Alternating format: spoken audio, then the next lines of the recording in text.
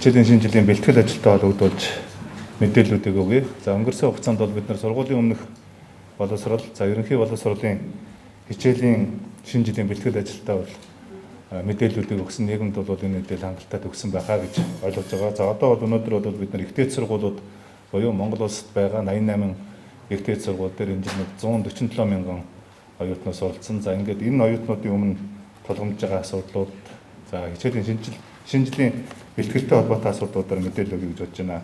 За нэгд нь эсэлтийн ерөнхий шалгалтыг улс орон даяар сая зохион байгуулсан. За энэтэй холбоотой мэдээлэл өгье. За хоёрд нь хичээлийн шинэ жилийн бэлтгэл ажил ер нь хэр хангагдж байгаа. Энэ жилийн 21-с 22 оны хичээлийн шинэ жилийн ихтэйц сургуулиудын хичээлийн шинэ жилийн онцлог яг юу байх юм бэ? Тулгамж байгаа асуудлууд нь юу вэ? Шийдлүүд нь юу вэ гэдгээс танилцуулъя гэж бодож байна. За энэ хүрээнд за нийт одоо оюутнуудын 147 мянган оюутнуудын вакцины жуултууд, за багц сургууль хүмүүжүүлэгчид нарын одоо вакцины жуултууд, за тэгээд мөн одоо хөдөө орон нутгаас оруулж ирж байгаа 75 мянга орчим оюутнууд орж ирнэ. За эднэрийн дотор байрны одоо хангалтын асуудлууд, дотор байрны төлбөрийн асуудлууд, за төрийн өмчт ихтэйц сургуулиудын одоо сургалтын төлбөр нэмэгдэхгүй юу? За ингээд боловсролын зээлийн сан энэ жил цаашдаа зээл болохгүй юу гэдэг нэг ийм зүйлүүдээр одоо бас мэдээллүүдийг өгье гэж бодож байна. За нэгд нь сая улс орон даяар зохион байгуулагдсан эсэлтийн ерөнхий шалгалт амжилттай зохион байгуулагдлаа. За энэ жил бол эсэлтийн ерөнхий шалгалтанд улс даяар одоо нийт одоо эсэлтийн ерөнхий шалгалт өгөхөөр бүртгүүлсэн 40,420 одоо бүртгүүлэгч гэж ярина. Бүртгүүлэгч нар бүртгэгдсэн. За эндээс бол одоо эрц 91% буюу одоо 36,782 одоо шалгуулагч нар орж шалгалтаа өгөөд, за өнөөдөр ингээд ямар ч байсан батламжийн хуудасаа авж байна. За энэ юу гэсэн үг вэ гэхээр батламжийн хуудасаа гэдэг юу гэсэн үг гэхээр та эсэлтийн ерөнхий шалгалтанд орсон, эсэлтийн ерөнхий шалгалтанд ийм хичээлээр шалгалт өгсөн, та ийм үзүүлэлтүүд оноонууд авсан гэдгийг батламжилж байгаа батламжаа гардаад одоо ихтэйц сургуулийнхаа эсэлтүүд эхэлж байна. За тэгэхээр энэ жил 21 онд одоо 12 дугаар анги төгсөж байгаа 31,782 төгсөгч байгаа. Юу эсэлтийн ерөнхий шалгалтанд бүртгэгдсэн, өгсөн. За өнгөрсөн оноос эсэлтийн ерөнхий шалгалт өгөхөөр бүртгүүлсэн одоо 8638 одоо төгсөгч. Ингээд нийтдээ бол одоо энэ жил бол 36,782 одоо төгсөгч нар энэ эсэлтийн ерөнхий шалгалтанд орж одоо өнөөдөр батламжаа авсан. За эрс бол 91% байна гэж байна. За ингээд эсэлтийн ерөнхий шалгалтанд одоо халдвараар өвчилж яшин шалгалтанд ороогүй улсын хэмжээнд 170 одоо ийм бүртгүүлэгч байна гэсэн ийм тог бид нар эцлэж эрүүл мэндийн яамтай авж байна. За энэ бол бидний төсөөлж ирснээс бол харьцангуй бага тоо. За тийм учраас бол одоо ингээд өвчтөй байгаа, нэгдүгээр хавьталд орсон байгаа энэ 170 одоо бүртгэгч нарын дунд одоо бид нар бас эсэлтийн ерөнхий шалгалтыг 9 сарын 2-наас 5-ны өдрүүдэд одоо зохион байгуулах ийм одоо хуваарьт орж байна гэдгийг сонслоод хэлчихье гэж бодож байна. За хэрэг бид нар одоо 7 сарын 1-ээс 7 сарын 4-ний хооронд анх төлөвлөсөн хугацаанд эсэлтийн ерөнхий шалгалтыг улс орон даяар авсан бол ямар эрсдлүүд үүсэх байсан бэ гэж. За нэгдүгээрт бол энэ 40,420 хүүхдүүд чинь бараг үндсэндээ 3,000 орчим хүүхдүүд бол тэр үед яг өвчтөө нэгдүгээр хавьталд болцсон ийм хүүхдүүд байсан. Энэ 3,000 одоо 3,000 орчим хүүхдүүд бол нэгдүгээрт эсэлтийн ерөнхий шалгалтанд орох одоо боломжгүй ийм эрсдэл үүссэн байсан. За хоёрдугаар улс орон даяар одоо эсэлтийн ерөнхий шалгалтыг зохион байгуулах нийт 10,000 орчим багш нар зохион байгуулагч нар одоо дайчлагж оролцдог. За тэр үед бол 10,000 орчим багшийн сургууль хүмүүжүүлэгч яшин шалгалтыг зохион байгуулах улсуудаас бол үндсэндээ 1,000 орчим багш нар маань бол бас тодорхой ийм өвчний эрсдэл, ковидын эрсдэл байсан гэдгийг бас би онцолж хэлье гэж бодож байгаа. За ингээд саяын одоо эрүүл мэндийн яам улсын онцгой комиссийн хамтарсан одоо эрдэмтдийн дүгнэлтээр бол эсэлтийн ерөнхий шалгалтыг хойшлуулсан их үр дүнтэй боллоо гэдэг ийм дүгнэлт гарсан. Юугаараа үр дүнтэй болсон бэ гэхээр нэгдүгээрт хэрвээ эсэлтийн ерөнхий шалгалт цаг хугацаанд зохион байгуулагдсан бол олон мянган оюутнууд за эсэлтийн ерөнхий шалгалтыг зохион байгуулах хүмүүс өвчтөй байсан учраас эсэлтийн ерөнхий шалгалтыг яг 7 сарын 1-ээс 4-ний хооронд зохион байгуулсан маш том эрсдлүүд үүсэх байсан нэгдүгээрт. За хоёрдугаарт бол тэр үед 12-аас 17 насны хүүхдүүдийн вакцинжуулалтын зөвхөн нэгдүгээр тунд амрагдсан байсан. За ингээд тэр үед одоо эсэлтийн ерөнхий шалгалтыг зохион байгуулсан бол эсэлтийн ерөнхий шалгалтаар дамжиж одоо ингээд халдварууд тархах шинэ халдварын голомтууд одоо үүсэх ийм том эрсдлүүд байсан учраас саяын одоо эсэлтийн ерөнхий шалгалтыг хойшлуулсан одоо зөв боллоо гэсэн ийм дүгнэлтүүд байгаа. За энэ жилийн эсэлтийн ерөнхий шалгалтын онцлог юу вэ гэж. За нэгдүгээрт нь бол ковидын үед зохион байгуулсан эсэлтийн ерөнхий шалгалтыг. За хоёрдугаарт нь бол вакцинжуулалтад одоо бид нар хагалзаж үзсэн. Нийт одоо оюутнуудын вакцинжуулалт, нийт одоо багш нарын сургууль мужуудын вакцинжуулалтын асуудал маш өндөр хэмжээнд байсан учраас одоогийн саяын эсдийн ерөнхий шалгалтанд орсон нийт 36 мянга орчим одоо энэ эсдийн ерөнхий шалгалтанд орсон хүмүүсийн бараг үндсэндээ 90 гаруй хувь нь бол одоо вакциныхаа 2-р тунд хамрагдсан байсан учраас өнөөдөр эсдийн ерөнхий шалгалтыг өгсөн болон эсдийн ерөнхий шалгалтыг зохион байгуулсан одоо юунуудаас төвүүдээс ямар нэгэн тийм халдварын голомтод гарсан шинээр ээш өгөөд одоо халдвар авсан ийм оюутнууд гараагүй байна гэдгээс аль биесээр бас мэдээлж байна. За 3-р асуудал бол энэ жилийн эсдийн ерөнхий шалгалт одоо ковидын үе зохион байгуулагдсан учраас хүүхдүүд маань маш их стресст орсон, маш их ачааллд орсон ийм байдал байсан учраас бид нар сэтгэл зүйн зөвлөгөө өгөх энэ үйлчлэгийг одоо улс орон дээр анх зохион байгууллаа. Чатботоор зохион байгуулсан. Нийт давхарцсан тоогоор 10,000 орчим оюутнууд одоо ингээд сэтгэл зүйн зөвлөгөө авсан, сэтгэл зүгээ бэлдсэн ийм одоо үр дүн гарсан байна. За 4-р асуудал бол бид нар улсын шалгалтуудыг цуцалсан. Анги дэвссэн улсын шалгалтуудыг цуцалсан. Хэрвээ 12-р ангийн хүүхдүүд маань улсын шалгалт цуцлаагүй байсан бол улсын шалгалтаа өгөн дахиад дээрэс нь эсдийн ерөнхий шалгалтаа өгөх ийм одоо ачаал үүсэх байсан учраас бид нар энэ ачааллыг багасгаж одоо улсын шалгалтыг цуцалсан нь бол илүү их тийм эсдийн ерөнхий шалгалтанд орох хүүхдүүдээр том боломж олгосон гэдгийг бас онцолж хэлье гэж бодож байна. За ингээд эсэлтийн ерөнхий шалгалтын үеэр бас зарим хардлага сэрлүүд гарсан. Эсэлтийн тест задарсан. За ингээд тодорхой хэмжээс тоноонууд буруу бодогдсон. Гэх мэтлэнгээр ийм одоо хардлага сэрдлэгүүд ийм сошиал одоо явсан. За энэ бол худлаа мэдээлэл гэдгийг одоо аль биесээр одоо мэдэгдэж байна. За яагаад худлаа мэдээлэл вэ гэдэг дээр энэ мэдээллийг өгж гэнэ вэ гэхээр ерөөсөө эсэлтийн нэгч тест задраагүй. Тест задраагүй. Ганц хүүхэд бол гар утсаа авч эсэлтийн шалгалтанд орж байгаад ингээд энэ газар дээр баригдсан ийм тохиолдол байсан. Хоёр дахь тохиолдол бол одоо эсэлтийн тэр хэмжээс тоноог одоо буруу тогтоосон гэсэн юм гомдлууд үүссэн. За бид нар өнөөдөр эсэлтийн ерөнхий шалгалтынхаа батламжийг авч байгаа 36782 хүүхд бүгдээрээ хэрв одоо ингээд энэ шууд уншиж байгаа нөгөө шалгалтыг уншиж байгаа шууд засвартын машинаас одоо үл итгэх юм бол өөрийнх нь одоо эсэлтийн ерөнхий шалгалт өгсөн дугтуу битүүмжилсэн яг тагнуулын ерөнхий газрын одоо юунд хяналтын дотор ингээд хадгалагдж байгаа. За ингээд хэрв эцэг ихтэйгээ ирээд өөрийнхөө тэр материалтаа танилцаад машины гаргасан дүн өөрийнхөө гаргасан гүйцэтгэлтэй уялдуулж үзэх нээлт хүн бүхэнд байгаа. Оюутан бүхэнд байгаа. Тийм учраас энэ бол ямар нэгэн тийм хардлага сэрлэг байхгүй шүү гэдгийг одоо аль биесээр хэлье гэж бодож байна. За эсэлтийн ерөнхий шалгалтаас бид нар ер нь ямар сургамж авбаа гэж. Ямар сургамж ав. Өнгөрсөн 3 жилийн хугацаанд за энэ ковидын үед одоо зохион байгуулсан эсэлтийн ерөнхий шалгалтаас цаашдаа бид нар энэ эсэлтийн ерөнхий шалгалтыг жилд одоо 2 удаа авах зүйтэй юм байна гэдэг нэг ийм шин тогтолцоод орох зүйтэй юм байна гэдгийг бас бид нар ойлгож байна, мэдэрч байна. Бас ийм хэрэгцээ шаардлага байна гэж үзэж байна. За хоёрдугаар асуудал бол энэ хичээлийн сонголтоо бид нар хэрэгж харах хэрэгтэй юм байна. Энэ 10 хичээлийн дотор ингэж байх уу? Ерөнхийдөө одоо ингээд цаашдаа энэ ихтэй сургуулиудыг хөтөлбөрийн шинжилтэд уялдуулж бид нар хичээлийн сонголтын асуудал.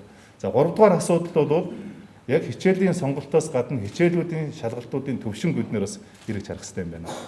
За би нэг хэн жишээ дурдъя. Математикийн шалгалт өгж байгаа одоо 10,000 хүүхэд өглөө гэхэд Монгол Улсын их сургуулийн яг математикаар дагнах байгаа хүүхэд эсвэл зөв бизнесийн удирдлагаар сурах байгаа хүүхэд хоёр яг адилхан математикаар төвшингээ тогтоож байна. Тийм учраас энэ бол бас жаахан хүүхдүүдэд шудраг бас ийм тогтолцоо байгаа учраас цаашдаа бид нар магадгүй математикийн шалгалт гэхэд 1-р төвшин, 2-р төвшин, 3-р төвшин гэсэн төвшин одоо гаргаж ирж ингэж одоо хүүхдүүдийг шалгалтанд оруулах нь одоо зүйтэй юм байна гэсэн ийм зүйл байна. Гэхдээ манай энэ эсэлтийн шалгалтын тогтолцоо бол өнөөдөр Хятад, Солонгос, Түрк гэсэн тэргүүлэх улсууд яг манайтай адилхан ийм шалгалтын тогтолцоотой явдаг улсууд.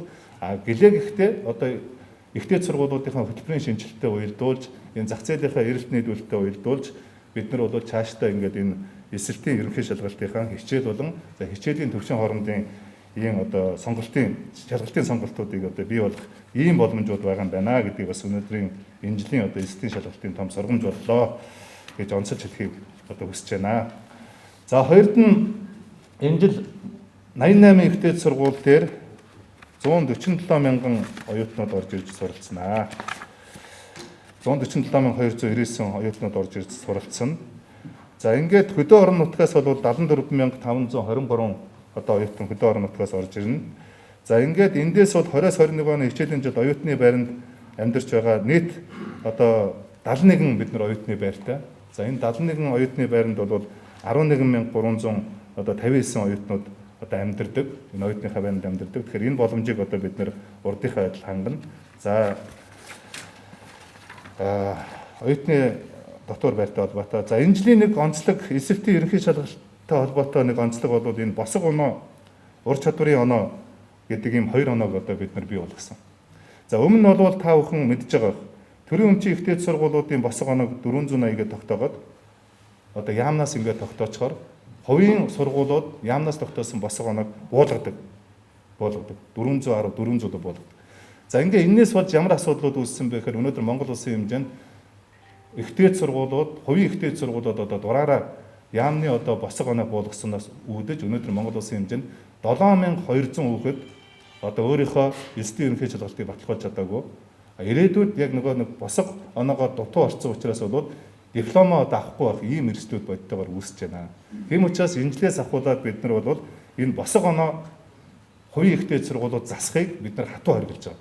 Хуулиар хоригдж байгаа. Өмнө нь одоо ийм юу гаргасан, алдаа дутагдал гаргасан, олон мянган хүүхдүүдийг хохирол учруулсан энэ ихтэй сургуулийн захирлуудтай бид нар хариуцлага тооцсон. За ийм ажлыг одоо бид нар энэ жилээс зохион байгуулж байна. Тийм учраас бол үндэсний босго оноог одоо бид нар 2-оос багагүй хичээлээр тооцно гэж. Одоо жишээ нь нэг хичээлийн 480 гэхэд нөгөө хичээлийн 400-аар одоо авч болохгүй. Ингээд хоёр хичээлийг 480-аар тооцчихж бид нар одоо ингээд энэ босгыг үндэсний босго оноо гэж тооцох ийм тогтолцоо одоо шилжиж байгаа. За хоёрдугаарт нь бол одоо энэ урлагийн чиглэлээр суралцж байгаа оюутнууд аль нэг хичээлийнхаа одоо оноог одоо ур чадварын оноогоор одоо дүүцүүлэх ийм шаардлага байна гэдэг ийм олон жил одоо ийм хүсэлтүүд гардаг байсан.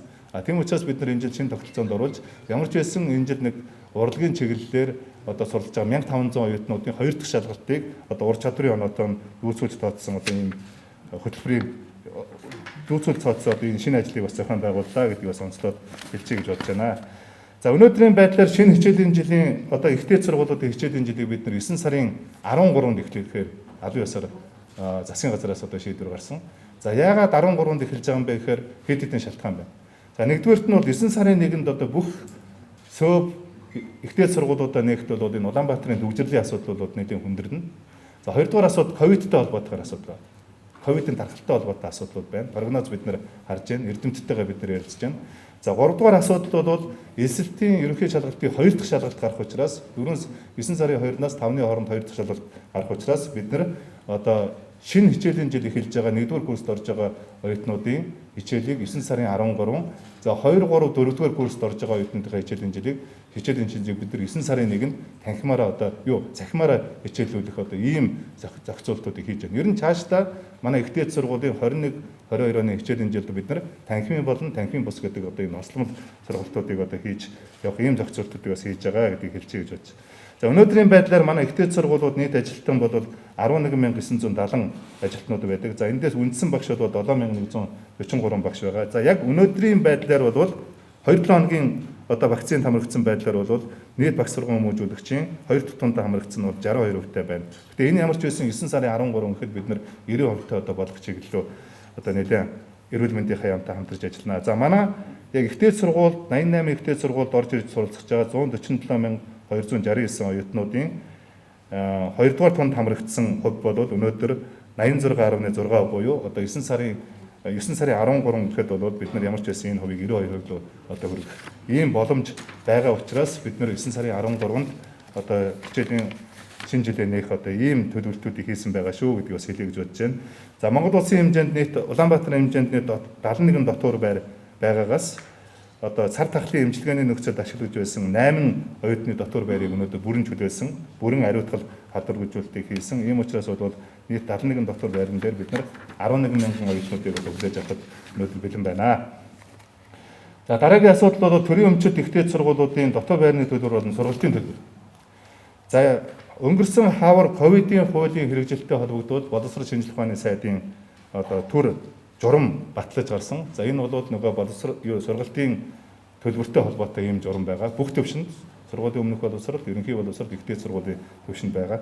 За ямар ч байсан хариуцлагатайгаар энэ жилийн 21, 22 оны хичээлийн шинэ жилийн юун дээр бол төрийн өмчит ихтэй сургуулиудын төлбөр нэмэгдэхгүй. За энийг бол одоо хариуцлагатайгаар мэдэгдэж байна. За нэгдүгээр. За хоёрдугаарт бол нэгэнт ковидын хууль одоо 12 сарын 31 1 сарын 1 хүртэл хэрэгжих ийм хүчин төгөлдөр байгаа учраас өмчийн хэлбэр үл харгалзаж ямар нэгэн байдлаар одоо сургууль өөрийнхөө сургалтын төлбөрийг одоо нэмэхгүй байх энэ чиглэл энэ журмыг боловсрол шинжилгээ ухааны яамнаас гаргасан. За манай хувийн ихтэй сургуулиуд, төрийн өмчийн ихтэй сургуулиуд өмнө одоо ямар практик байсан гэхээр намар хүүхдүүд ирэхэд хичээл сонголт, за эсвэл анги танхимын суудлах хуваарлах нэрээр дандаа тэргээр барьцаалж төлбөрийг авдаг байсан. Тийм учраас бид нар энэ төр журмаар ямар зүйл яаж байгаа нөхөр нэгдүгээр төлбөрийг та нар хэсэгчилж авах хэрэгтэй. Гүйцэтгэлээр авах хэрэгтэй. Бүтэн жилийн төлбөр авахгүй. За хоёрдугаар та нар ямар нэгэн байдлаар хичээл барьцаалж, хичээлийн сонголт барьцаалж, ямар нэгэн байдлаар хичээлийн суудлал барьцаалж энэ төлбөрийг авахгүй шүү гэдэг энэ журмыг гаргасан. За энэ журмыг зөрчиж байгаа өмчийн ямар ч хэлбэрийн бид нар сургуультай хатуу хариуцлага тооцсон. Хатуу хариуцлага тооцсон. Тийм учраас бид нар төрийн нэрийн бичгийн дараагаар одоо ахлуулсан ийм одоо ажлын хэсэг ажиллаж байгаа. Ямар нэгэн гомдол одоо байх юм бол өнөөдөр ингээд яамтаа бид нар бас тусгай одоо энэ утас ажиллаж байгаа. Энэ утсан дээр одоо гомдлуудаа гарах ийм боломжууд нь байгаа шүү гэж бодож байгаа. За сургалтын төлбөр дээр нэг асуудал гарч байгаа. Энэ дээр зөвхөн соёлын их сургууль дээр нэг асуудал байгаа. Би бас энийг хэлчихье гэж бодож байна. Соёлын их сургууль дээр болоод тэр кредитийн төлбөр гэж ярьдаг энэ төлбөр бол бусад сургуулиудаас хамгийн хямдхан байдаг ийм төлбөр юм байна. Энэ жил бол 500 оюутан дээр нэг 20 мянган төгрөгөөр нэмэгдэл ийм л хүрээнд байгаа. Тэрнээс биш одоо өөр сургуулиуд дээр өөр хөтөлбөр дээр ямар нэгэн одоо энэ төлбөрийн нэмэгдлүүд бас явахгүй гэдгийг бас хатуу анхааруулаад бас хэлчихье гэж бодож байна. За сургалтын боловсролын зээлийн сан. За боловсролын зээлийн сан болвол бас тэтгэлэг өгдөг, тусламж өгдөг, хөнгөлөлтөй зээл өгдөг одоо энэ боловсролын зээлийн сан байна. За тэгэхээр өнөөдөр явж ирсэн энэ манай боловсролын зээлийн сан ер нь нэлээд одоо яг энэ ковид гарснаас хойш бол нэлээд их алдагдaltaй явж байгаа ийм зээлийн сан байгаад байна. За тэгэхээр одоо ингээд яг нийт 147 мянган оюутанд манай энэ зээлийн сангийн хүртээмж нь ерөөс 11% байдаг. Нийт оюутнуудын 11% нь л одоо энэ манай боловсролын зээлийн сангаас тэтгэлэг авдаг, зээл авдаг. Тэгээ бас гадаадын нөгөө нэг 100 ихтэй сургуулиуд дээр явдаг хүүхдүүд бас тодорхой төлбөрүүд авдаг нэг юм байна. За энэ дээр би нэг та нарт нэг тоо үзүүлье гэж бодож байна. Ямар тоо үзүүлж байгаа гэхээр сургалтын төлбөрийн санхүүжилт ийм 3 хэлбэртэй байна. За нэгдүгээрт нь бол дотоод зээл 10,202 хүүхдийг хамаардаг. За гадаад зээл бол 323 хүүхдийг хамардаг.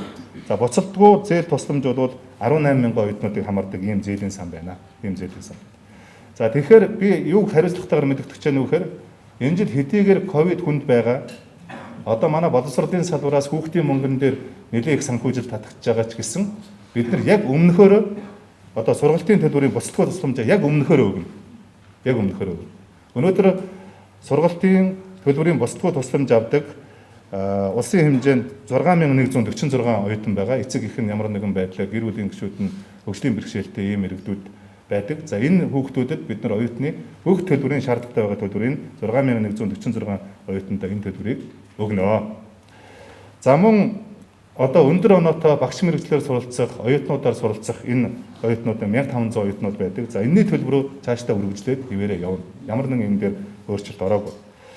За мөн гадаадын засгийн газар хоорондын гэрээгээр суралцж байгаа оюутнууд байгаа. За энэний төлбөрүүд бас хിവэрээ үргэлжлээд явагдана. За хамгийн их санаа зовоож байгаа зүйл бол нөгөө шилдэг зууд ордог маш цөөхөн оюутнууд нийт зээлийн сангийн бараг үндсэнд 50%-ийг энэ оюутнууд зарцуулдаг. 323 хүүхдэд нийт зээлийн сангийн бараг үндсэнд 20 тэрбум төгрөг зарцуулдаг. 20 тэрбум төгрөг цөөхөн юм хүүхдэд. Тэгэхээр цаашдаа бид нар ерөөсөө ингээд нэг энэ хүүхдүүдийг бид нар судлаад үзэхээр нөгөө хардлага сэрдлэг байдаг, нөгөө дарга нарын хүүхдүүд, нөгөө нэг хөрөнгөтэй мөнгөтэй чинээтэй хүний хүүхдүүд л одоо сурж байгаа гэсэн ийм нийгэмд хардлага байна. Бид нар энэ бүх мэдээллүүдийг бид нар өнөөдөр нийгэмд дэлгэж байгаа.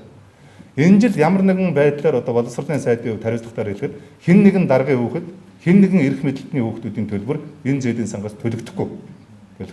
Одоо та бүхэн манай зээлийн сангийн юун дээр ороод хараарай. Хэний хүүхэд аль сургууль дээр сурж байгаа хүүхэд ямар нөхцлөөр одоо энэ тэтгэлгийг одоо авч байгаа вэ гэдэг бол энэ нээлттэй болсон. Цаашдаа бид нар энэ сангийн одоо жил бүхэн энэ шилдэг зууд орох хүүхдүүдийн сонголтыг хүнээр шалтгаалдаг биш. Цэвэр одоо ингээд энэ эцэг эхчүүдийн одоо нийтийн хяналтын дор одоо ингээд зохион байгуулах ийм ажлыг зохион байгуулна. Ер нь бол 323 хүүхдэд 20 тэрбум төгрөг зарцуулж байгаа гэдэг бол энэ бол шодрог ус явдал гэж би харж байна. Шодрог ус. Тийм учраас цаашдаа энэ бакалаврын мэргэжлэр сурах гэж байгаа энэ хүүхдүүдийн одоо бакалаврын мэргэжлэр биш, ер нь агсан шатны магистр, докторантурын сургалтаар гадаадд суралцах хүүхдүүдийн тэтгэлгийг арай илүү төлхөө өгөх нь зүйтэй үр дүнтэй юм байна гэдэг одоо ийм дүгнэлтэнд хүрж байгаа. Тэгээд бид нар бол одоо энэ жил шинэ хичээлийн жилээс эхлээд ямар ч байсан энэ нийт оюутнуудын 30% нь хүрэлцээтэй байх энэ зээлийн шинэ бүтээгдэхүүнийг эрх хавраас гаргая гэж төлөвлөж байгаа. Эрх хавраас, энэ намраас биш. Тэгэхээр нийт оюутнуудын 30%, 147 мянган оюутнуудад ч одоо 10% нь зээлэнд хамрагдж байгаа. Бидний шинэ зээлийн бүтээгдэхүүн гаргаж ирэхдээ бол нийт оюутны 30% нь гэхдээ сурлагын амжилт үзүүлсэн тэргүүлэх чиглэлээр суралцж байгаа энэ оюутнуудад одоо бас энэ тэтгэлгүүд олгодог, хүртээмжтэй байх, шударга байх энэ зарчмаар одоо бас энэ боловсролын зээлийн сангаас өөрчлөн одоо байгуулах асуудлууд байж байгаа гэдгийг бас хэлье. За эх 7 хоногт бол өнгөрсөн өчигдөр засгийн газрын хуралдаанд орж манай зээлийн сангийн одоо зарим бүтцэд бас яахан зээлийн бүтэц бүтээгдэхүүний бүтцэд яахан өөрчлөлт орж байгаа. За энэ бол ерөнхийлөгчийн нэрмжит тэтгэлэг. За ерөнхий сайдын нэрмжит тэтгэлгүүд одоо гарч ирж байгаа. Тэгээд маргааш ерөнхийлөгч одоо аль ёсоор зарилгаа гаргаж олон нийтэд мэдээлэх учраас бол эх 7 хоногт бид нар яг ерөнхийлөгчийн тэтгэлэг ямар нөхцөлтөд хэнд олгодох вэ? Ерөнхий сайдын тэтгэлгүүд ямар нөхцөлтөд хэнд олгодох вэ гэдэг мэдээллийг одоо олон нийтэд бас тодорхой болгоно гэсэн ийм бодолтой байна. За нэг иймэрхүү мэдээллүүдийг сайдын хувьд өгчээ. Тэгээд яг одоо манай саяын миний хэлсэн мэдээлэлтэй холбоотой дэлгэрэнгүй одоо асуух, давлах ийм байдал өндөрх юм бол бид нар өссөн үсээгөө танхимын болон танхимын бус сургалтуудаар стратеги танилцуулаад ингээд явах. Өчигдөр байдалтай уялдуулаад стратеги танилцуулаад явах ийм боломжууд байна гэж байна. За өнгөрсөн хавар бол бид нар яг энэ сайдын тушаалаар төл журмууд гаргаж дотоод байрны төлбөр өгсөн байсан хүмүүсийн 100% төлбөрийг энэ жилийн сургалтын төлбөрөөр шийдүүлсэн. Энэ бол маш үр дүнтэй ажил байсан. За ер нь бол судалгаа ихтэй сургуулиудын донд бид нар судалгаа хийгээд үзэхэд хэдийгээр одоо ковидын үед бид нар цахимгийн нийгмийн дадлын тэмдэг дулааны зардалын даасан гэсэн ихтэй сургууль маань өөрөө нийт зардлынхаа бараг 90 орчим хувийг одоо санхүүжүүлж явдаг учраас энэ бол яг хүндрэлтэй нөхцөл байдал үүсэх юм байна. Нэг за хоёрдугаар бол цахим шилжилтийн бол бас нэлээд цаг хугацаа зардал одоо шаардлагатай ажил учраас бол цахимаар явахаар танхимаар хэлэхээр одоо гэдэг энэ ойлголт буруу ойлголт юм байлээ. Тийм учраас одоо бид нар яг энэ жил бүтэн жилийн хугацаанд одоо төлөвлөрөө авахгүй. Төлөвлөрийг бид нар хэсэгчилж авнаа. Хэсэгчилж авахдаа гүйцэтгэлээр нь яг үндсэн хичээл ер нь одоо ийм хугацаанд орж байгаа учраас энэ дээр ямар нэгэн тийм одоо гомд сандлууд байгаа. Айгу болов гэж бодсон. Яг тэгвэл яг энэ асуулт тавар болсон учраас тавар болсон үйлдэлтэй боловч бид нар тийм зүйл.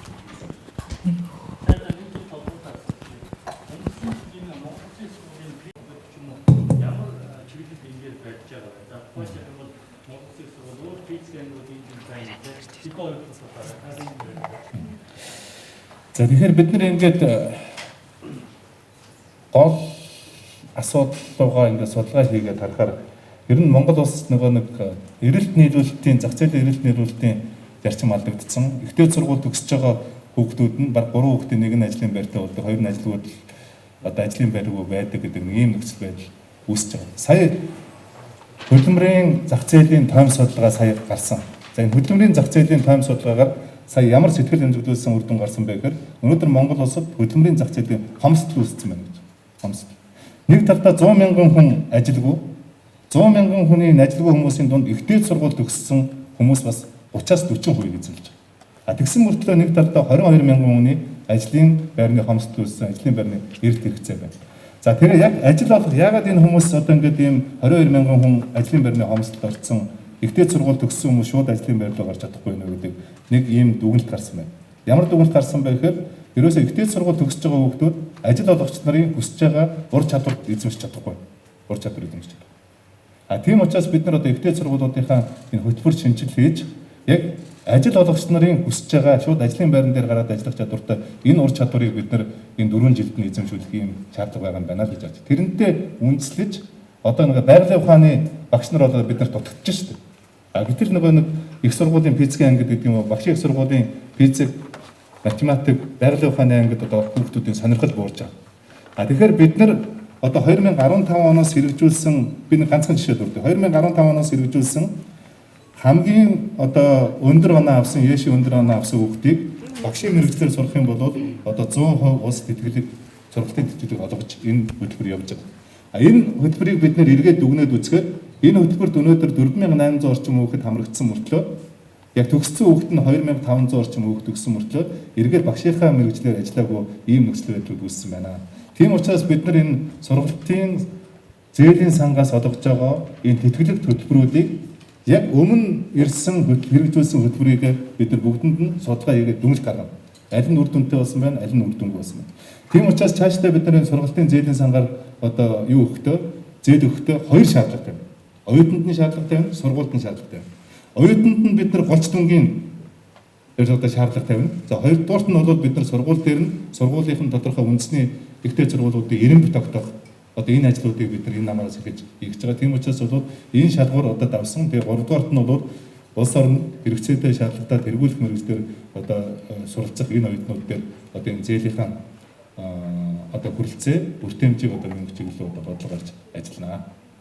Монголын үндэсний сургууль, Монгол улсын их сургууль гэж хоёр сургуулийн нэрний асуудал олон нийтийн сүлжээ нийгэм бас нийтийн анхаарал татах шиг байна л да. Ер нь бас энэ бол лоо. Тийм учраас бид нар Монголын үндэсний их сургууль гэдэг нэрээ буцааж авна. Энэ хоёр үндэстэй. Нэг нь Монголын үндэсний их сургууль гэдэг нэрээр явхад Mongolian National University гэж гадаад гарахад манай ихтэй сургуулиудын ирэмблийг хамгийн хойш нь татж байгаа юм асуудал. Нөгөөх нь бол өнөөдөр энэ хөдөө орон нутгаас орж ирж байгаа хүүхэд Монгол Улсын их сургуульд ороод байгаа мó Монгол Улсын үндэсний их сургуульд ороод байгаа мó гэдэг ийм ялгаагаа арилгахгүйгээр маш их төөрөгдөл үүсэж байгаа. Тийм учраас бид нар энэ их сургуультай одоо энэ нэрээ буцааж авна. Энэ бол Монголын төрийн өмч, ард түмний өмч. Хоёрдугаарт бол бид нар сая улсын их хурал дээр өргөн барьсан дээд боловсролын тухай хууль дээр ямар нэгэн Монголын үндэсний нэр авахыг хоригдж байгаа. Ийм хэрэгцээ зохицуултууд хийж байгаа.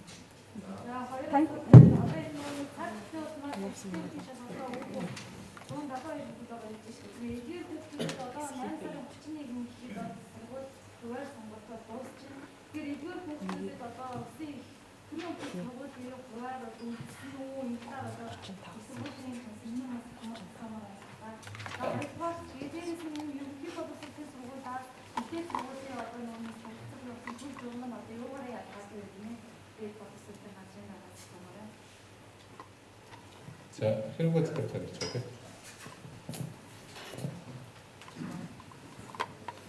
За би ихний асуулт хэлээ. Тэгэхээр Монгол улсад 88 ихтэй сургууль үйл ажиллагаа явуулж байгаа. За эдгээр сургуулиуд эзэлтийнхээ үйл ажиллагааг зохион байгуулахдаа өмнө нь бол бичлэн зохион байгуулдаг байсан бол өнгөрсөн жилээс эхлээд онлайнаар үндэсний хэмжээнд зохион байгуулалт явж байгаа. За энэ жилийн хувьд бол хөтөлбөр сонгох сургуулаа сонгох 12 дугаар анги төгсөж байгаа хүүхдүүдэд илүү боломж олгохын тулд 3 удаа хөтөлбөр сонголтыг зохион байгуулна. За эхний зохион байгуулалт хөтөлбөр сонгох, мэргэжлээ сонгох ажил одоо дууссан. За маргаашнаас эхлээд 2 дахь удаага бас хөтөлбөр сонгох, сургуулаа сонгох энэ ажлыг Монголын ихтэй сургуулийн консорциум их сургуулиудтайгаа хамтраад зохион байгуулна. За 3 дахь хөтөлбөр сонгох ажлыг саяны ковидын улмаас болоод эсэлтийн ерхий шалгалтаа өгч чадаагүй хүүхдүүд эсэлсний дараа энэ хөтөлбөрийг сонголтыг хийлгээ явна. За энэ 170 хэдэн хүүхдийн хувьд бол Монголын ихтэй сургуулиудын альч хөтөлбөрт альч одоо сургуулийг сонгоход бол бид нар квот аваад үлдээх гэсэн байгаа учраас эдгээр хүүхдүүдийн хөтөлбөр сонгох, сургуулаа сонгоход ямар нэгэн тийм одоо эрхэм зөрчигдсөн юм уу хүндрэлтэй байдал үүсэхгүй. Тийм учраас Монголын ихтэй сургуулиуд ерөнхийдөө энэ дэр анхаарлаа хандуулад ажиллаж байна. За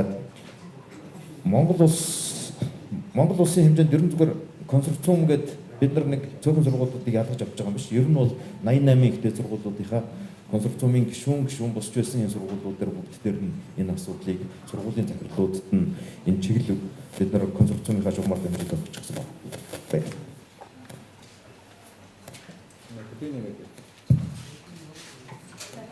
Энэ хоёр сонголтын дээр ямар нэгэн тийм шудраг бас байдал үүсэхгүй.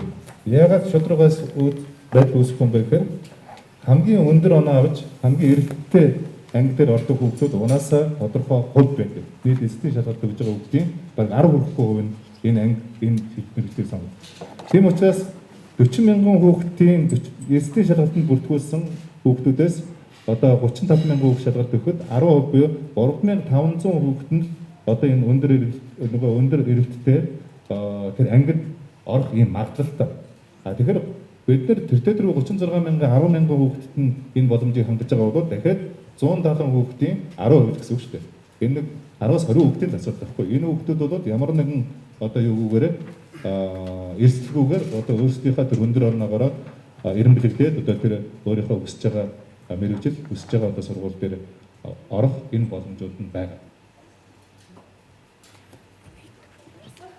Бид бол тусгалтын газрын дарга нөгөө эхний асуултыг хариулж байна. Тэгээд манайхан энэ талыг хариулж байгаа хэвлэлийнх нь нэг мод дахин хэлүүлэх учраас асуултанд хариулж байгаа хүмүүс нэмэр дээр ярьж байгаа зүгээрээ гэсэн байгаа.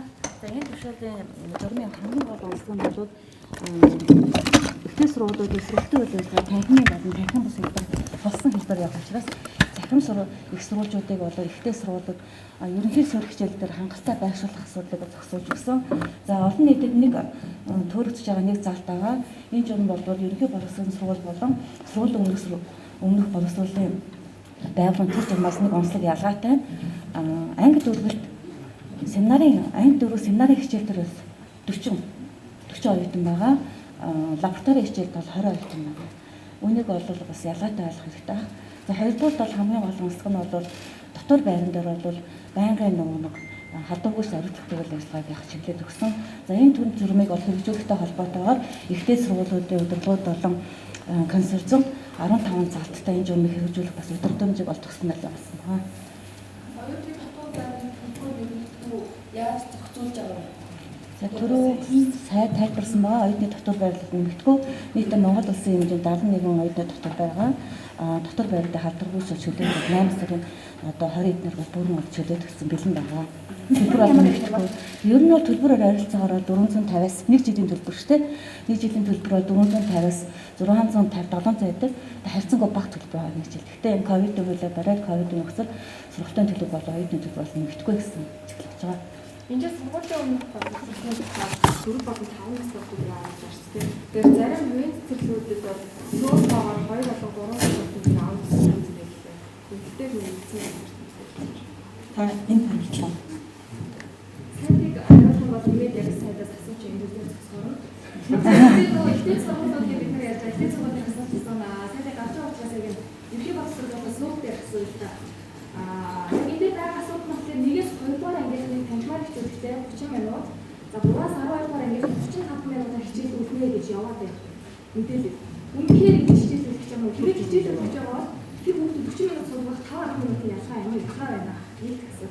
За 2 дугаар болгоод ерхий боловсролын сургуулиуд дээр зарим ангиудыг сургуулиас нь зарим ангиуд өөр газар шилжүүлж байна. Тэгэхээр 15 дугаар сургуулийн тодорхой ангийг хүрээ ихтэй сургуулийн нэг анги. За 72 дугаар 14 дугаар сургуулийн 3 дугаар анги зэрэгтэй байдаг хаб экстра ажилладаг газарт орж хичээлүүлэх гэх юм асуудал. Энд чинь өөрөө зөвхөн юм. Хүүхдүүд одоо нөгөө хичээл тэр нөгөө 3 ярьж байгаа шүү. 2 байхын тулд ийм асуудал яваад ирэх гэж яриад хэвчээ. Ийм хин бас нөгөө цайны газрын одоо нөгөө үеийн хаалт энэ дээр цайны газрын стандарт яг вэ? Дахиад нэг юм хэлсэн. Эцэгчүүдийн хүнээр энэ хэрэгтэй гэдэг хувийн сургуулиуд байгаа шүү. Энэ бас сургуулиуд энэ хэрэг дотоодсоо хатар авахгүй бол тэр бүрэн цаашаа ингээд хичээлээ яваад ах юм боломж байгаа юм уу? Яг тэр нөгөө хөлбөө өгчдөг. Энэ бүхэн нас гэдэг юм асуудал шүү. Энэ тэр хөлбөө гэсэн юм байна. За тэгэхээр энэ хичээлийг шинэ жилийг зохион байгуулалттай холбоотой асуудлууд бол цэцэрлэгийн төвшөнд онцлогтой. Ерөнхий боловсролын сургуулиудын төвшөнд онцлогтой. Ихтэй сургуулиудын төвшөнд онцлогтой. Тийм учраас бид нар ингэж 3 төвшнөр нь өнөөдөр энэ бэлтгэл ажлуудаа ингээ хэвлэлийн бахархал хийж байгаа байхгүй. Одоо өнгөрсөн 7 хоног чинь бид нар уг нь цөөхөө хангалттай ярьсан. Ерөнхий боловсролоо хангалттай ярьсан. Тэгээд өнөөдөр бол илүү ихтэй сургуулиудаа ярина гэсэн юм одоо бид нар бэлтгэлтэй ирсэн байгаа. За нэгэнт асууж байгаа учраас хариулъя. За бид нар 4-5 настай хүүхдүүдэд энэ жил одоо энэ шинэ хичээлийн жил 9 сарын 1-нд эхлэхэд бид нар авъя гэж байна. За энэ яагаад учиртай вэ гэхээр мэдээж 2 нас 3 насн дээр маш том эрсдлүүд бас бодитойгоор байгаа. Тийм ээ. Тэгэхээр учраас бол бид нар эрсдлийн одоо удирдлага эрсдлийн нөгөө үнэлгээнүүдээ сайн хийж ээж тэгээд цаашдаа бид нар ер нь бол бидний гол барьж байгаа стратеги бол нэг хичээлийн жил энэ жил нээхлийн бол аль болохоор хаахгүй тэр хувьдруудыг сонгоод яваад бай гэж байна шүү дээ. Тийм учраас одоо бид нар ерөнхий боловсролын сургууль дээр 5-9 гэдэг 5 хоног хичээлээд тийм ээ 4 хоног 2 хоногийн 4 хоногийн намраа дахиад ингээд ирдэг нь бол ямар үндэстэйгээр хэрэг хүүхэд 7 хоног хичээлдээ 5 хоног хичээлдээ суугаад ямар нэгэн эрсдэл ковид туссан юм уу? Бусдаас халдвар авсан эсвэл голомт болсон үе нь энэ 9 хоногт тодорхойлогдох юм байна гэдэг. Тэгээ ер нь бол энэ 5-9 гэдэг стратегиэр одоо хичээллэж эхлэхэд хичээлийн жилдэг эхлэхэд нийт эрсдлийн 80% бид нар бууруулж байгаа гэдэг энэ эрдэмтдийн судалгаа байна. Хэн нэгэн одоо боловсролын яамны мэрэгчлэнүүд дээшээ тэнгэр харж байгаад ингээд нэг энэ журмыг тулгаад байгаа юм байхгүй шүү дээ. Эрдэмтдийн тооцоо судалгаан дээр үндэслэж байгаа юм журм. Хэрвээ ингээд энэ дельта вирусыг одоо бид нар хэн ч мэдэхгүй шүү дээ. Дельта вирусыг дахиад ингээд энэ голомт нөмрөөд ирэх юм бол магадгүй 5-9 тийм ээ 4-10 ч байдаг юм уу 3-11 ч байдаг юм уу 3-12 ч байдаг юм уу гэдэг энэ аль болохоор бид нар нөгөө хичээлээ тасалдуулахгүй байх энэ одоо журмыг барьж ажиллаж байгаа. За ер нь бол хувийн сургуулиуд өндөр үнэтэй. Одоо хувийн сургуулиудад дадлага нээсэн байж. Юугаа хичээлийн шинэ жилээр бараг үндсэндээ хагас хэсэгчлээд нээсэн байж. Өндөр үнэтэй одоо цэцэрлэг сургуулиуд өөрсдөө эцэгчүүдтэйгээ гэрээгээ байгуулад халдвар хамгааллын дэглэмээ баримтлаад за манай яамнаас гаргасан энэ журмын хүрээнд үйл ажиллагаагаа одоо явуулж байгаа тохиолдолд бол бид нар одоо тэр цэвэр эцэгчүүд сургуулиудын үүрэг учраас бол тэрийг одоо бид нар яг 100% зохицуулах маш хүндрэлтэй. Үнэхээр хүндрэлтэй. А бид нар бол ямар үүрэг хүлээж авах вэ? Төрийн өмчит ихтэй сургууль, төрийн өмчит ерөнхий боловсрол, одоо сургуулийн өмнөх боловсролынхаа цэцэрлэг сургуулиудыг бид нэр тодорхой халдвар хамгаалтын одоо голомт болгочихгүй шиг, халдварын голомт болгочихгүй шиг энэ хичээлийн жилдээ одоо үргэлжлүүлдэг явах хэрэгтэй юм байна гэдэг ийм л гол зорилго. За хоёрдугаар асуудал бол энэ жилийн хичээлийн шинэ жилийн бас нэг шинэ онцлог бол үдийн цай үдийн хол болж байгаа. Нэгээс 5 дугаар ангийн 323 мянган хүүхэд Монгол улс даяар үдийн цай биш үдийн хол болж байгаа. Энэ 900 төгрөг байсан 1500 төгрөг бид нар болгож хамтдаа одоо юуг нэмсэн, хувьс цартыг нэмсэн байгаа. За ер нь нийслэлээр бол нийт ерөнхий боловсролын дунд сургуулийн 80 орчим сургуулиуд дандаа түрээсийн байна. Түрээсийн компаниуд өнөөдөр үдийн цай өгч байгаа. Тийм учраас 900 төгрөгийнх нь 400 төгрөг нь дандаа түрээслэгч нарт очиж байна. Нэг хүүхдээ аяглал бол 500 төгрөг орж байна гэдэг нэг ийм бодиттой шүүмжлэл байна. Тийм учраас бид нар ерөнхийдөө нэгэнт хоол үйлдвэрлэлийн тухай хуулиар ерөнхий боловсролын сургуулиудын гал тогооныг гадны одоо түрээслэгч нарт өгж болохгүй гэж хоригдсан учраас бид нар хууль хэрэгжүүлэх үүрэгтэй боловсролын. Тийм учраас бид нар одоо энэ түрээсийн байраар ажиллаж байгаа, түрээсийн галтайгаар ажиллаж байгаа сургуулиудыг үе шаттайгаар одоо гаргаж энэ 1500 төгрөг яг 1500-аар хүүхдийн тэр өдөрт хэрэгцээтэй байгаа насны онцлогт нь хэрэгцээтэй байгаа илчлэгийн дагуу одоо үдийн цай, үдийн хоол болох энэ нөхцөл боломжуудыг л одоо хангаж ажиллая гэсэн ийм зорилттой байна. За тэр нарийн 35 минут, 15 минут, 5 минут за тэрийг бол одоо манай сургуулийн өмнөх боловсрол, ерөнхий боловсролын одоо дарга нараар би дахиад үнэхээр тэр ойлгомжгүй би өдөөс хойш бас тодорхой мэдээллүүдийг олон нийтэд төргий гэж бодож байна. Тэгэхгүй. Тий одоо өнөөдөр чинь зөвхөн ихтэй сургуулиуд дээр цөмөрөж яхан тодорхой мэдээллүүдийг төвлөрөж өгч байдаг юм.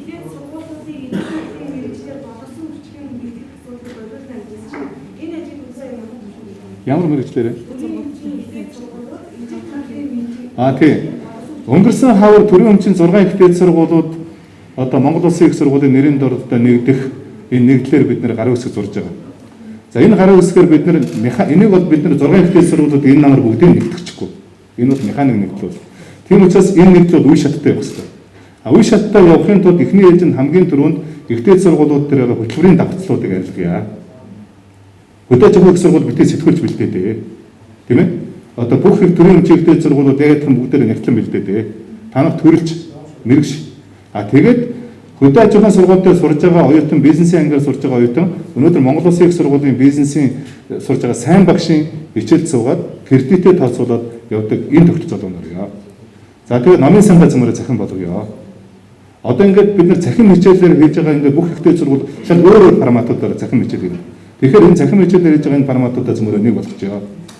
Ихтэй сургуулиудынхаа багш нарыг цөмөрөө чанаржуулаад судалгааг хамтарсан одоо судалгаа хийдэг энэ чиглэлүүдээр явъя. Ингэжээч манай ихтэй сургуулиудын олон улсад өрсөлдөх чадвар эренбийн асуудлууд бийжлэх юм байна гэдэг ийм чиглэлээр бид нар одоо ойрын 3 жил манай Монгол Улсын их сургууль нэрийн дор нэгдэж байгаа ихтэй сургуулиудын ажил нэгэн бодиттой нэгдэл болж чадна гэж боддог. Гэхдээ энэ нэг өдөр болчихгүй тодорхой үе шаттайгаар энэ ажлууд хийх. Боловсролын зээлээс бас юм асуусан. За боловсролын өмчлийн зээлээ аваад за харин сонгогчдын танаа төлбөрийн үйлдэлтэй. За сүүлчийн бас нэглэл хариулчих. За ер нь бол ковидын хууль хэрэгжиж байгаа. Энэ оны төгсгөл хүртэл ковидын хууль хэрэгжих ёстой. Бид нар хэрэгжүүлэх үүрэгтэй. Тийм учраас өмчийн хэлбэр үл харгалзаж бүх төрлийн СÖ ерөнхий боловсрол ихтэй сургуулиудын төлбөрөө нэмсэн ихтэй сургууль байх юм бол бид хариуцлага таасан. Одоо үнэлцэлгүйгээр төлбөрөө нэмсэн байх нь хариуцлага таасан. Тэрнээс ч төрийн өмчн нэмдэггүй, хувийн нэмээд байдаг ийм тогтцоо ерөөсөө байж болохгүй гэдэг ийм зүйлийг л одоо ярьж байна. Тэгэд сайдын одоо журам гарсан байгаа. Журам хэрэгжүүлээгүй ихтэй сургуулиудад бид нар ч бас тусгай зөвшөөрлөө нөгдөг шүү дээ. Тийм учраас одоо ингээд энэ магадлалын хөтөлбөрийн магадлалын итгэмжлэгийг эсвэл босго унагаа доош нь болгосон эсвэл дээшийн шалгалт аваагүй хүмүүсийг авдаг энэ ихтэй сургуулиудад бид нар хатуу хариуцлага тооцно гэж бодож байгаа. За энэ намар бол одоо бид нар улсын хууль дээр дээд боловсролын хуулийг өргөн барьсан. За энэ дээд боловсролын хууль бол энэ хувийн төрийн өмчт ихтэй сургуулиудын 88 ихтэй сургуулиудын маш том босго эренбүүд дээшилж байгаа. Өрсөлдөөн нэмэгдэж байгаа. Тийм учраас цаашдаа бол нэг ийм зүйлүүд гарахгүй болов гэсэн нэг ийм одоо бодолтой байна. За хоёрдугаар эхний асуулт нь бол нөгөө дэлхийн ихтэй сургуулиуд дээр сурж байгаа, шилдэг ихтэй дээр сургуулж байгаа зарим хүүхдүүдийн төлбөр төлөгдөхгүй нь үнэн. Бид нар эренб гаргаж байгаа. Зарим одоо яг өнгөрсөн хугацаанд ямар алдаа тогтолцоод гардаг байсан бэ гэхээр нэгдүгээр сонголтууд нь яг шударга явуулж чаддаг байсан юм байна. За хоёрдугаарт нь яг дэлхийн ихтэй шилдэг ихтэй сургуулиуд дээр орсон гэсэн бичиг авчираад тэр нь өөрөө тухайн сургуульдаа сурахгүйгээр өөр хэлний шалгалтанд сураад явждаг ийм нөхцөл байдлууд үүссэн байна. За гуравдугаарт нь бол одоо тодорхой нийгэмд үүссэн энэ нөгөө эрх мэдлэлтнүүдийн хүүхдүүд, хөрөнгөтэй чинээтэй хүүхдүүдийн төлбөрүүд төлөгддөг юм байна гэсэн. Ийм учраас бид нар энэ дээр тодорхой одоо нэлээд шинжилгээ хийгээд энэ намар бол бид нар ямар ч байсан тэр ихтэй шилдэг 100-д сурж байгаа нэг 80 хүрэхгүй оюутнууд байгаа юм. 80 хүрэхгүй. Энэ оюутнуудад дээр үнэхээр тэр алуун тушаалтны гэдэг юм уу эсвэл одоо эрх мэдлэлтнүүдийн хүүхдүүд байх юм бол бид нар нэг ч хүүхдийн сургалтын төлбөрийг төлөхгүй гэдгийг бол хатуу нийгэмд мэдгдсэн байна. Тийм ч учраас энэ ганц нэг хүүхдүүд дээр бол ийм асуудал гарахыг үгүйсэхгүй. Тэгэхээр би ариун бодлоор хариулж байна. Дотоодын ихтэй сургуулиудад боловсролын асуудлыг яаж шийдэх вэ? Хэдэн оюутан байгаа вэ? За тэрийг төлөхгүй бол зарим сургуулиуд хичээл сонголтыг хаана шийдэх юм ийм асуудал ярьж байгаа юм гээд. За сайн бацхан та бүхэнд өдрийн мэнд хүргэе. За боловсролын зээлийн сангаас бол яг тийм асуудал бол байхгүй. Яагаад гэвэл 2020-21 оны хичээлийн жил 5028 оюутны асуудлыг бол бид нар бүгдийг шийдсэн. Хоёрдугаарт нь буцалтгуу тусламжийг бол бүгдийг шийдсэн байгаа. За өчигдрийн засгийн газрын хуралдаанаар бол одоо үргэлжлүүлэн сурч байгаа оюутны хөгжлийн зээл авч байгаа оюутнуудын одоо сургалтын төлбөрийг бол үргэлжлүүлэн олгох бол ийм шийдвэр бол гарсан байна. За энэ төвшөнд бол хэлэхэд бол одоо бидний одоо яг яриад байгаа одоо сайдын хэлж байгаа тэр гадаад зээлийн асуудал бол манай энэ боловсролын зээлийн сангийн одоо хамгийн том асуудал болдог. Үүнээс хойш түүнээс цааш бол манай энэ боловсролын зээлийн сандаар ямар нэгэн одоо тэр эрх мэдэлтэй одоо тэгээд өндөр алтан тушаалтай ийм хүүхдүүдийн одоо хүмүүсийн хүүхдүүд бол явахгүй. Бид нар яг одоо энэ нээлттэйгээр одоо 11 хүний бүрэлдэхүүнтэйгээр олон нийт нээлттэй та бүхний одоо төлөөллийг оролцуулаад ингээд сургууль шалгуулалт хийж одоо ингээд цаашдаа явна гэдгийг бол бас хариуцлагатайгаар хэлье. За 3-дугаарт нь бол буцалтгуу тусламж гэж байдаг боловсролын зээлийн санд. Энэ буцалтгуу тусламжийг 6600 оюутан бол авдаг. За энэ оюутнуудын одоо сургалтын төлбөрийн одоо санхүүжилтийн асуудал бол цаашдаа бол бас ингээд үргэлжлэн явах гэж бодож байна. Тийм үргэлжлэнтэй. За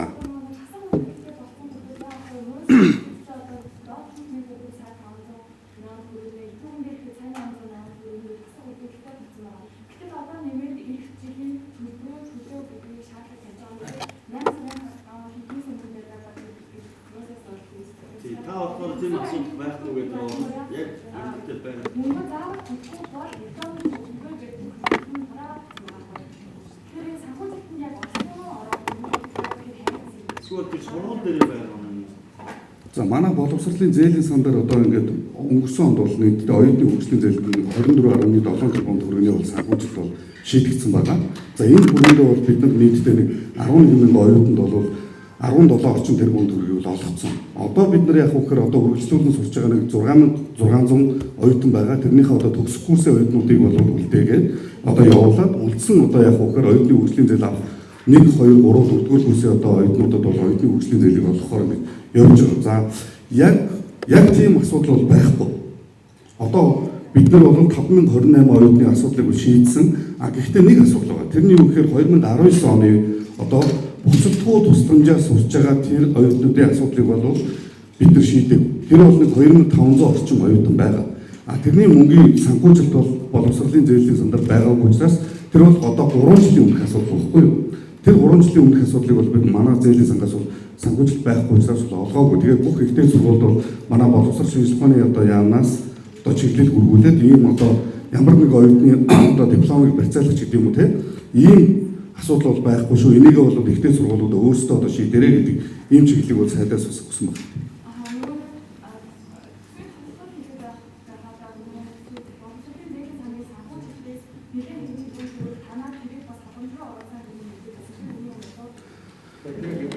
За. За ер нь бол манай боловсролын зээлийн сан чинь 30 тэрбум төгрөгийн одоо алдагдлалтай гэж хэлэх юм бол 20 оноос хойш ийм алдагдлалтай явж байгаа юм сан.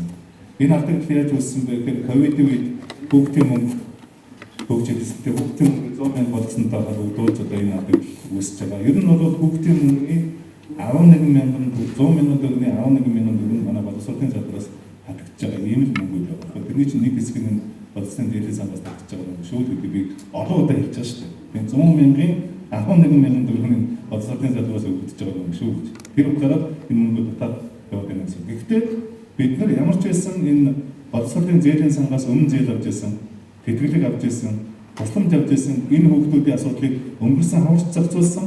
Одоо энэ хавч гэсэн бидний дотроо одоо төсвийнхаа үнэт зохицуулт хийгээд нэг ч хүүхд үлдээхгүй энэ асуудлуудыг шийдвэрлэж